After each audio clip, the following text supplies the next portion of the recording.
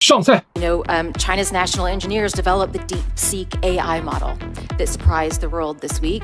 We'd be better off if the engineers behind that were working here in the U.S. in U.S. universities and U.S. companies. Let's steal their best engineers. 人才在美国，你们善待过吗？你们给过他们应有的名誉和地位吗？比如波音第一代董事是中国人，他的名字叫王柱。1916年，王柱加入波音公司，设计并且监制了 B&W-C 型水上飞机，这是波音公司制造成功的第一架飞机。从此，波音一飞冲天。到今天，空间站还有2个玄冥二老，他们下不来了。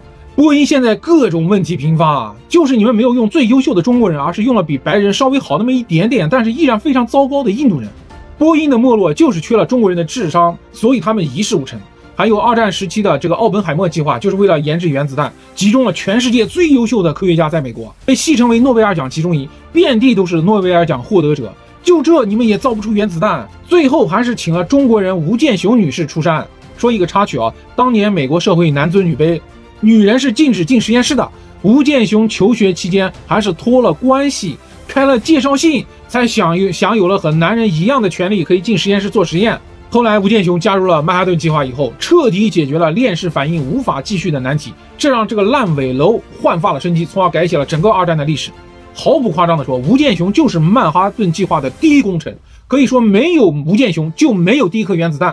结果美国你们把吴健雄雪藏了，软禁了，也没有给他任何报酬。去年上映的《奥本海默》，卑鄙的美国人竟然在整个影片中都没有提到吴健雄，他们就是想通过影视作品篡改我们的记忆。所有人忘记是吴健雄在关键时期力挽狂澜，让研发原子弹的烂尾项目重新焕发了生机。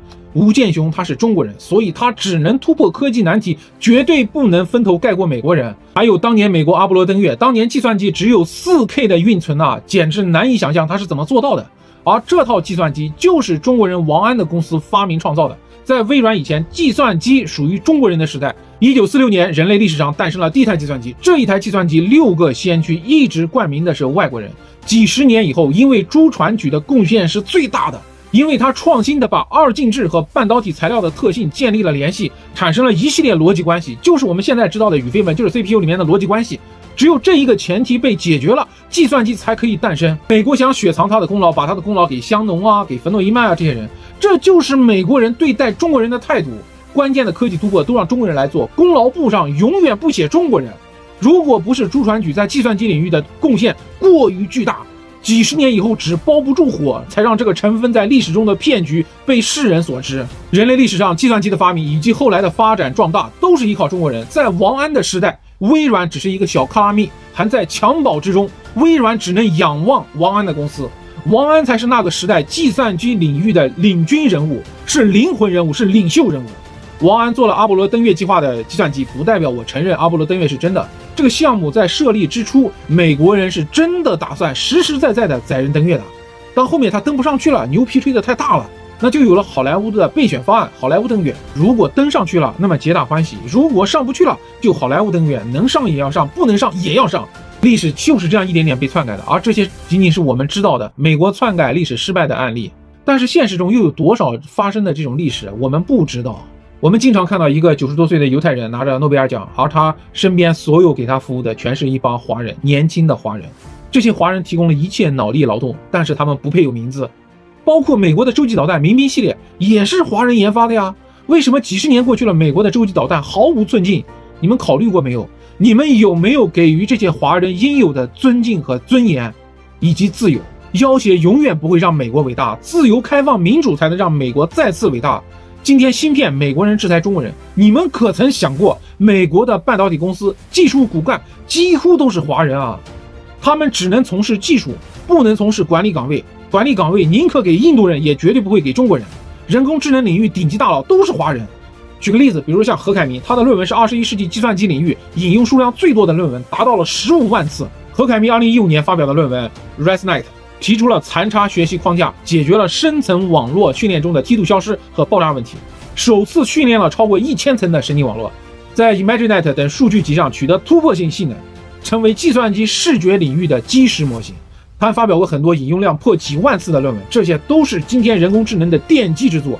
像何凯明这样在人工领域的华人大佬还有很多很多。美国的芯片和人工智能是完全依靠中国人支撑起来的，你们还不善待华人，天天想着打压软禁，就这样，你们还恬不知耻的要引用更多的中国人才。我就想问一句，当年学术界的泰山北斗邱香果夫妇现在杳无音讯，到底是被你们囚禁了，还是被你们迫害了？同样在加拿大被捕，孟晚舟回来了，邱香果夫妇回不来了。邱香果夫妇和他们的学生已经在网上找不到任何踪迹了，就好像这个人没有存在过一样。就你们这样，还想让更多的中国人去美国卖面？这将近1个世纪是中国的华人支撑起了你们美国的高科技，你们不给管理岗，疯狂打压、压榨、迫害，有一点成就你们就把他们迫害了。当年的刘斌不就是有重大突破，然后就被你们给 biu 了。去年人工智能峰会上，你们斯坦福的教授歧视中国学生，被中国学生当场怼了。我其实很好奇，台下业内顶级大咖很多都是华人，是他们撑起了美国人工智能的半边天。你们是怎么做到在这么高规格的会议上歧视中国人的？虽然后来你们的教授尴尬的道歉了，你们美国人不尴尬吗？美国通过这近100年的历史，在不断的篡改历史，塑造美国科技钢铁侠，在 PUA 我们的科学家，在矮化、歧视、打压中国人。DeepSeek 开源，美国的人工智能企业是最大的受益者，他们可以免费的学习啊。我们既不收他的授权费，我们也不藏着掖着，而他们竟然破天荒的开始造谣、抹黑、诋毁，甚至通过网络攻击让 DeepSeek 瘫痪。根据玉渊谈天的独家采访报道，1月28日 ，DeepSeek 官网显示 ，DeepSeek 正在遭受大规模的攻击，所有攻击 IP 地址全部来自于美国。这种攻击分为2种，第一种是 DDoS 攻击，是消耗服务器的资源，占用宽带，让用户无法用；还有一种攻击就是暴力破解攻击。破解用户的账号和密码，偷完之后上去提问问题和搜索。